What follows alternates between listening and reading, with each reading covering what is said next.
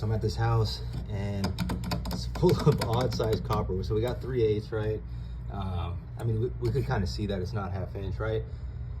So my option was to pop a 3/4 by 1/2 inch T, rebuild my little section right here. But then, bro, that's like 5/8 or something. Like, what's up with that? Weird.